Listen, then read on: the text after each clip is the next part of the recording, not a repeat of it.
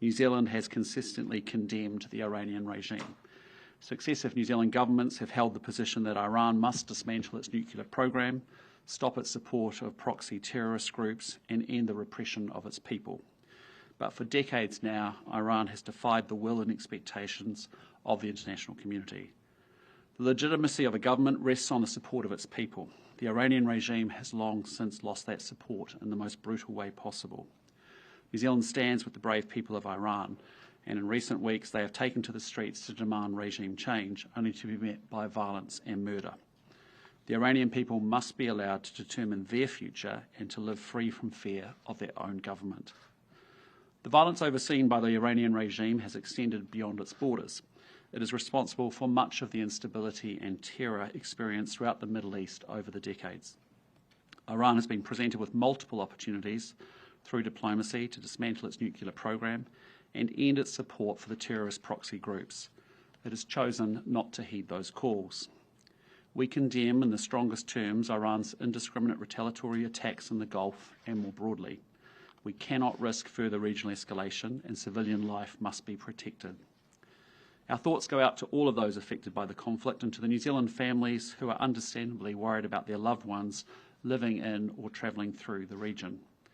New Zealand embassies in the region are closely monitoring the situation and will continue to provide consular support to New Zealanders. As of this morning, 1,750 Kiwis in the Middle East have registered on safe travel. Over 1,000 of those are in the UAE, 71 are in Israel, and 26 are in Iran. In reality, the numbers of New Zealanders in the region is likely to be much higher. We therefore urge people to register on safe travel as soon as possible so that we can communicate with them directly. Our advice to them is to follow the advice of local authorities, including shelter-in-place recommendations, and to leave when it is safe and possible to do so. With 19,000 flights disrupted globally and airspace in the Gulf likely to continue to be closed, I am conscious that travelling New Zealanders will already be feeling the impact. My advice for those flying through the Middle East is to contact your travel provider or airline quickly to discuss options. The Ministry of Foreign Affairs has added 8 more countries to the Do Not Travel list, and people can find the list on the Safe Travel website, but it includes obviously most of the Middle East. Here at home, New Zealand Police have also increased visibility and are in contact with affected communities. New Zealand joins the international community in hoping that this crisis ends as quickly as possible.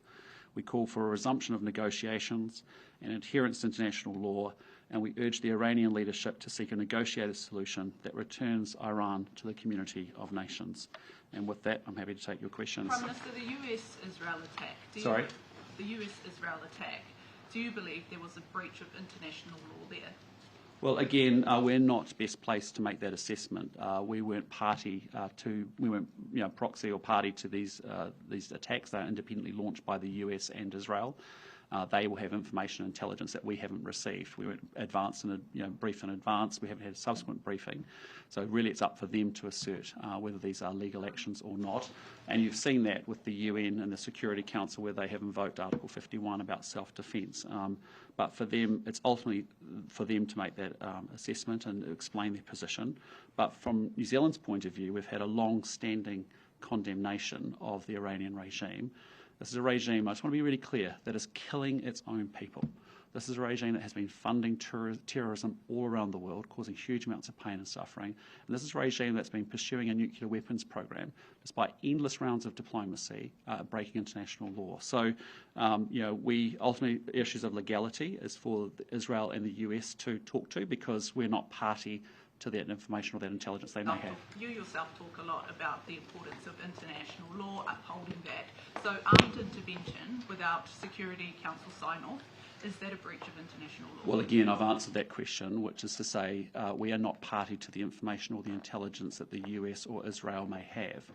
We haven't been involved in these. We weren't given advance notice. We haven't had subsequent briefings on any of that. That is up for them to assert that these are actions that are consistent with international law. Once you do see more of the evidence behind the move, will you make a judgment on that? Well, again, that is up to whether we even get shared with the information and the intelligence. that is the independent actions of two countries have launched these attacks. They will have information and intelligence that we have not been party to or have seen, and that is why I just simply say, as you've heard other leaders around the world say, it's up to those countries to actually assert the legal basis for these. Prime Minister, we were party to the intelligence that Vladimir Putin had before he invaded Ukraine. You were happy to call that attack illegal on the day it happened. What's the difference here? Well, I want to be clear, the Ukrainian government and regime has not been brutally killing and murdering its own people. The Ukrainian regime has not been illegally pursuing an international, breaking international law, pursuing a nuclear weapon. The Iranian regime administration has not been funding international global terrorism around the world. So I wouldn't make that association between those two cases. Does the actions of the Iranian regime therefore excuse what the US and Israel have done? Well, what I'd say is New Zealand has long supported actions to prevent Israel from getting access to a nuclear weapon. New Zealand has long supported actions to make sure that Iran doesn't repress and kill its own people. We've long supported actions that actually are making sure it doesn't fund international terrorists. Those have been long-standing positions of the New Zealand governments under different colours and different political parties and persuasions for many, many decades now, right from 1979. So that has been a long-standing position. This is an evil regime that has killing its own people. By even just in the last few months, the estimates have been tens of thousands of people have been killed because they're protesting out on the streets, wanting freedom and wanting government to represent them and their people better. Sorry, Henry, I'll go to Jenna. In that case, there have been calls for New Zealand to designate the IRGC as a terrorist entity. Will you do that? Again, that has been a process, as you know, around terrorism designation that we have separately from this event. But suffice to say that I think we'll have a decision on that very shortly. Just some clarification around the difference in wording between New Zealand's statement and Australia and Canada's statement. So Australia and Canada released near identical statements saying that they supported the action. New Zealand didn't go quite as far, saying we acknowledge the reasons behind it. Why did we use that slightly softer language? Well, we have our own independent foreign policy, as we've spoken about before. We'll express our views in our own language, and that's what we have done with our statement that the Minister of Foreign Affairs and myself both presented yesterday. But I just say to you, when you look at what the Australian Foreign Minister has said in subsequent conversations, even with the Prime Minister of Australia, they're saying pretty much the same things. They're saying that we understand the reasons for this and why this has happened. They also do not want to see Iran ever with a nuclear weapon, and they also acknowledge, though, that they can't talk to it because they are also not proxy to the inside information that Israel or the US has as well. So I don't see. You can argue the semantics of it, but I don't think our positions are that different. Everything in foreign affairs is semantics. So why did we choose acknowledge? Because we're an independent country with our own independent foreign policy. So We express it as we see fit. But I'm just saying to you, go back and look at the statement, say, of a foreign minister like Penny Wong, and I don't think you'll find too much difference in our point of view. So we did have a handful of people, I understand, operating in the Middle East, military personnel, who had been involved in identifying targets in relation to other security matters there with Western forces. Do we currently have any military personnel serving alongside any American forces or other forces in the Middle East? Look, I can't talk to where our personnel are operationally. You will know that they've also been partaking and participating for many years, actually, around UN security missions as well across the Middle East. But all I can tell you is that NZDF staff, our MFAT staff, are all personally safe. Minister, have you received any advice from MFAT on the legality or lack thereof of the attacks on Iran? Look, I just can't comment on that. Cabinet rules preclude me from doing so. Be normal in these circumstances for advice to be provided to Cabinet without going into the detail? Would it be normal in these circumstances? Well, again, I'm just not going to talk about legal advice because that's not permitted under the Cabinet rules. Sorry, hang on. I just want to get someone else to.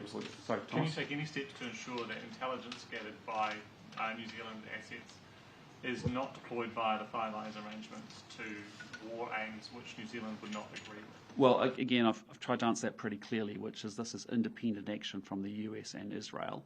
We have not been party to intelligence or information. We were not given advance notice, and we have not been given subsequently a detailed briefing around that. The United States is allowed to take our intelligence via that agreement. Can you take any efforts to ensure that that intelligence is not deployed in a way that New Zealand would find unethical or unconscionable? Well, I just would say to you, again, I can't go beyond what I've said, which is that the Americans and the Israelis have made their own internal, and based off information that they have, their own internal intelligence. We have not been party or party to any of those conversations or provision of information or intelligence. Further to Sean's question about deployment. Sorry, hang on, Jo, can I Just further to Sean's question about deployment. So the NZDF has said we've got 60 personnel in the Middle East. Did we have to evacuate anyone from the US base in Bahrain ahead of that attack? I'm going to let the Chief of Defence talk to that, and I'll let him answer that. But all I can reassure you is what he's reassured me on in our many conversations over the weekend, is that our people are safe, which is important. Just following on from Thomas's questions, in terms of any sort of evidence that the US and Israel might have had for those attacks, given you aren't aware of it, that hasn't been passed on to you, if it never is passed on to you, which you suggested before, you may never know the reason or rationale for it, are you comfortable with a superpower like the US, who we work so closely with in terms of the Five Eyes relationship, making these sorts of decisions that affect the entire world, and we as a country who are extremely close to the US are none the wiser as to why that decision may or may not have been made? Well, again, all I can talk to you is to say very simply, we have a long-standing commitment and set of condemnations about actions that actually, any actions taken by this former regime to actually pursue nuclear weapons is something we have no interest in. We are not supportive of that whatsoever. We're not supportive of a regime that's killing its people. We're not supportive of a regime funding terrorism. So that's been a long-standing New Zealand commitment over many decades, over many different governments. With respect to this attack, this is an independent actions of two nation states that have their own intelligence and their own information. I can't second guess that. I'm not party to that. I don't receive that information to know on the basis on which they have seen to actually launch these attacks, whether that's a legal basis or any other intelligence they may have. And we will be very terrified to be living in a world now, though, where it is completely acceptable for superpowers like this to make those unilateral decisions without any information provided, perhaps ever, to other countries who they have fought alongside previously, have trade deals with, whatever, and no information is ever provided about why they have launched such a massive attack that has had huge ramifications for the rest of the world. At the end of the day, every country, as I've been saying to you now for 2 years, acts in its own national interests. New Zealand has our own independent foreign policy. We act in our own national interests, both in a defence and a security and a trade sense and a people-to-people sense. That's what we do as well. And so it's up for each individual country, will act in their own national interests, and that's exactly what's happened here. Have you asked for that information? Sorry? Have you asked for that information? No. Are you comfortable not knowing that information? Well, again, I'm just saying to you, the US and Israel have their own deep intelligence, deep information networks, I would imagine, in this region. We are not central to this region. We're a long, long way away from it. They have made an assessment based off the information and intelligence that they must have about the legal basis for this attack, but also about the rationale for doing this attack. All I can say is, in zooming out, is that as New Zealand, we've had a long-standing, commitment under successive governments that any actions that stops Iran from getting a nuclear weapon is a good thing. Any actions that take to stop them from sponsoring terrorism is a good thing. Any actions that stops them from killing their own people is a good thing. This is not a good regime, and that has been a long-standing position of New Zealand governments under different administrations. And so that's as far as I can say. I haven't got anything else to add to that. Minister, in your opinion, is there an organised enough opposition within Iran to actually take over control of that country? Again, I've only seen what you've seen in terms of media reports, essentially. To say that the Americans obviously feel that there is a series of leadership that potentially can emerge from here. But again, I'm not in a position to comment on that. Agree with that assessment by the US? Well, again, I'm just not in a position to comment on that. All I know is that the current regime, since 1979, has brutally repressed its people. We all remember the story of that 22-year-old young woman who was actually, lost her life under the custody of the morality police because she wasn't wearing her hijab correctly. Well, that is a brutal, brutal administration when the government is killing its own people in the way that it has. We've seen the tens of thousands of people lose their lives just in the last month or so because of the protests out on the street. And so I don't want you to be under any pretenses. This is New Zealand has had a long-standing commitment and commitment to actions that means that Iran doesn't get its hand on nuclear weapons, doesn't drive terrorism, and doesn't kill its people. You said New Zealand's had a long-term position that we support. We've long supported actions. Any actions that would stop Iran developing a nuclear weapon? Sorry? Would we support carpet bombing the country? Well, I mean, we obviously understand. We're not saying that. What we're saying is that we understand this. I don't know how to be any clearer, guys. I mean, we've had a long set. Sorry? Any action. Well, we've long supported actions under our governments, under successive political parties, that actually stop Iran from getting nuclear weapons. There have been endless rounds of diplomacy where Iran has flagrantly disregarded international law with respect to nuclear weapons programs. That has not worked. It has not borne fruit, the diplomacy efforts. The second thing I'd say is that when you see them sponsoring proxies like the Houthi and like Hezbollah and other terrorism groups all around the world, where there's been a huge loss of life, that is unacceptable. And when you see a regime that's been so brutally repressive of its own people, and particularly women and lots of other, is unacceptable. So, that has been a position of ours. It's a values-driven position that's a regime that's not a good regime. Do you believe the West has any part to play in how that relationship has deteriorated, given that Trump did pull out of the original Iran deal, which Obama negotiated, and given that there were ongoing negotiations when this bombing started? There have been ongoing negotiations about Iran's nuclear weapons program for decades, and they have not borne fruit. And I want to be really clear about that because there have been endless negotiations, and Iran has failed to uphold those agreements, and also has continued to break international law around them. What we're asking is there any limit? Sorry? What we're asking is there any limit to something being a good thing if it's designed to stop Iran having nukes? Well, again, it's a hypothetical question you're essentially asking. What I can say. Based on what you said, well, what I can say is we can support goals that means that Iran doesn't get its hands on nuclear weapons. We can support goals that means they're not going to continue terrorism around the world. We can support goals that means that a regime is going to stop killing its own people in the way that it has. So, that's what we identify with. The armed intervention. Sorry? So do you support the armed intervention in Iran? Well, again, I'm not party, as I've said to you before. This is independent action from the US and Israel with their own information and their own intelligence as to the justification for why they've acted in the way they have. But what I can tell you is that this is a government, alongside previous New Zealand governments, that's long supported actions that means that Iran never, ever gets its hands on a nuclear weapon. That would be incredibly bad for the world if that was to ever, ever happen. It's incredibly bad as it is that they're creating massive instability around the world, but particularly in the Middle East region because of their support of terrorist proxies. It's incredibly bad what's going on for the Iranian people, who are incredibly courageous, but actually getting killed by their own government. But the two statements aren't quite matching up. Do you think the attack continues to undermine the rules-based order under which small countries like New Zealand depend? Well, again, I can't talk to the legality of the attacks as I've just tried to explain. The US and Israel have party to information and intelligence that I haven't seen, haven't been party to. And it's not just me saying that. There's many leaders around the world who actually are qualifying their statements because they're in the same position. We are not party to the information that they have seen. All we have heard is the self-defence claim under Article 51 in the UN Security Council as a justification for the attacks that have taken place. But we are not best placed to say, we're not best placed to sit here when we're not central to the region and not central to this conflict, sitting here in New Zealand, passing judgment on that. That is up to the Americans and the Israelis to assert the legal basis for their attacks. We asked to see it, Prime Minister. Sorry? Why haven't we asked to see it? Well, that is up for the Americans and the Israelis to make the assertion. We're independent. They We can have. ask for it, though. Sorry? We are independent when we can ask for it and they can say no, but why not us? And they have gone to the UN and invoked Article 51 and say that they have justification for self-defence. What about other countries that pursue nuclear weapons like North Korea? Would you support another repressive regime? Yeah, hypothetical.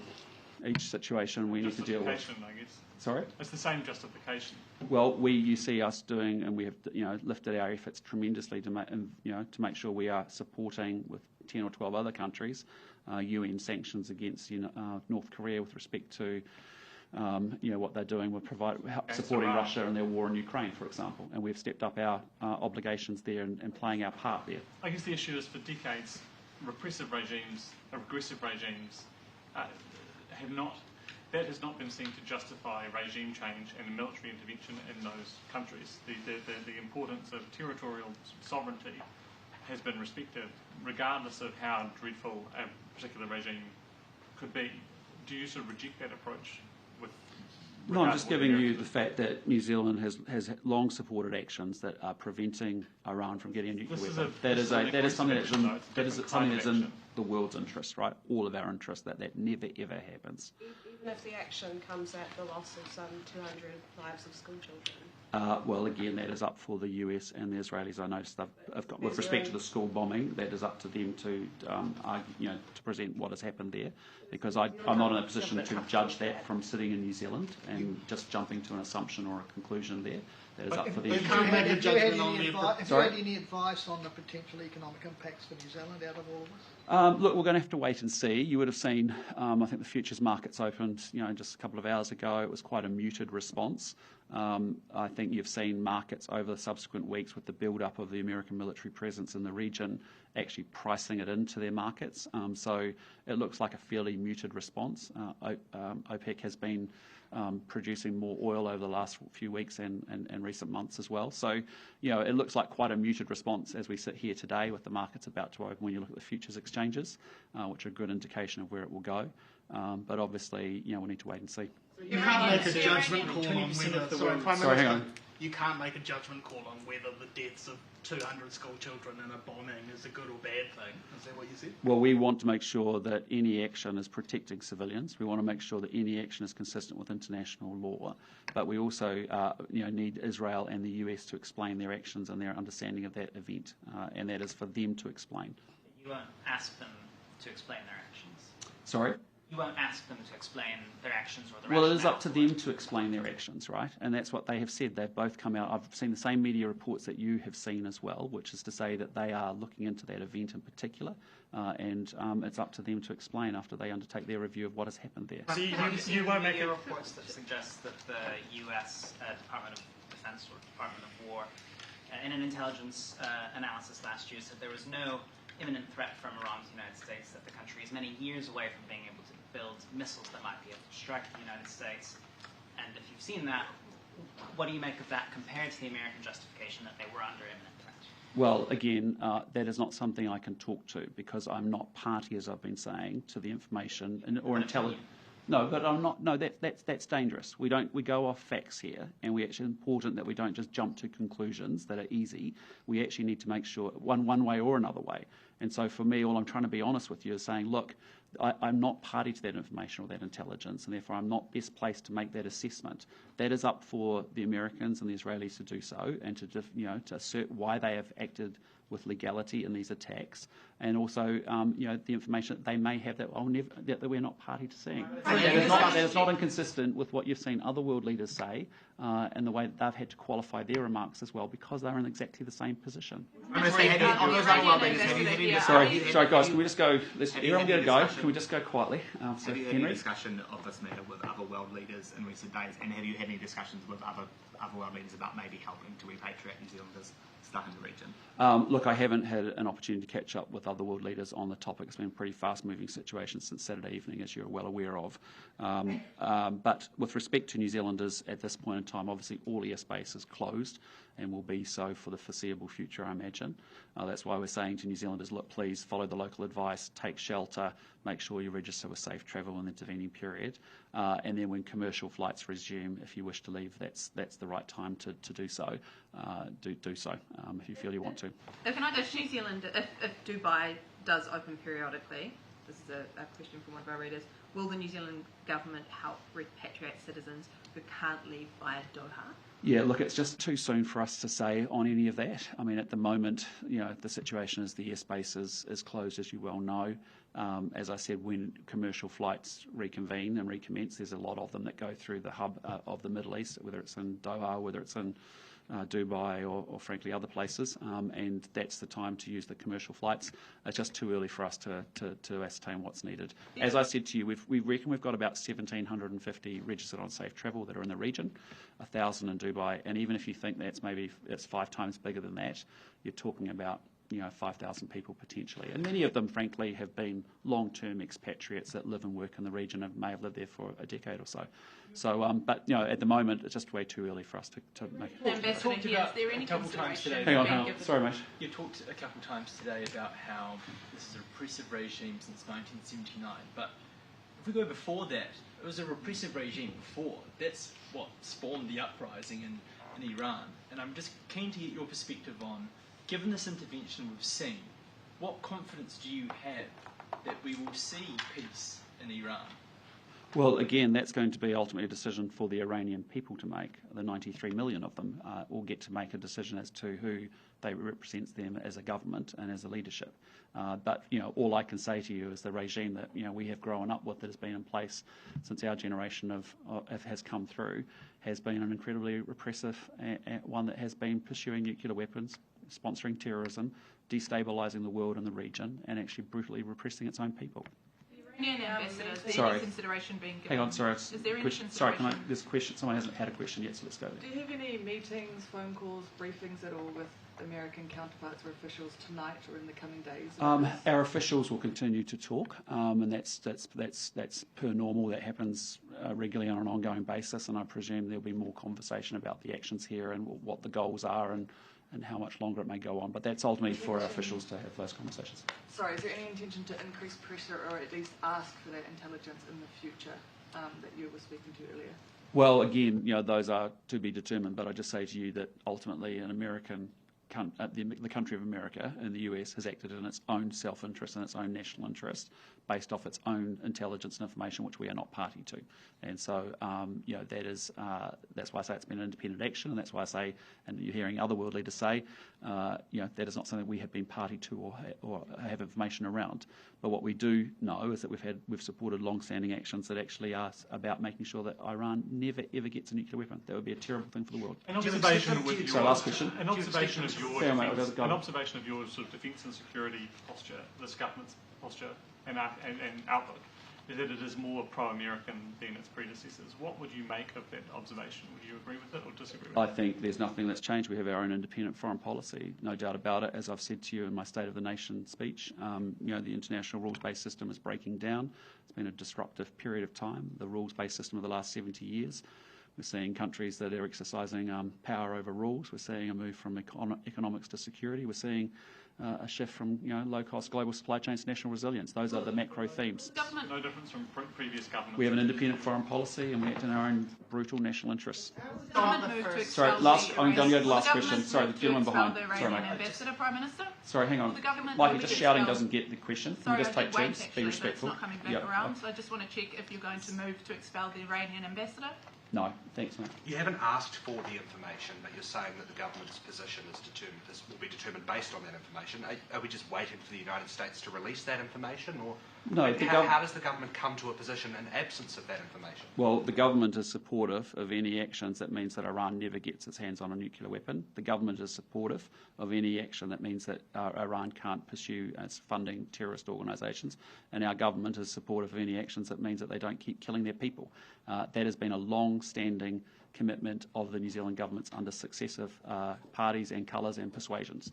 That has not changed. But with respect to the specifics as to the US actions, independent actions of the US and Israel, as I've said before, they are party to information intelligence that we haven't seen. Okay. Please focus back to Mikey's question. Sorry, we're getting I'm going to go. Sorry, Mikey's gone. Thanks, guys. Sorry. Appreciate it.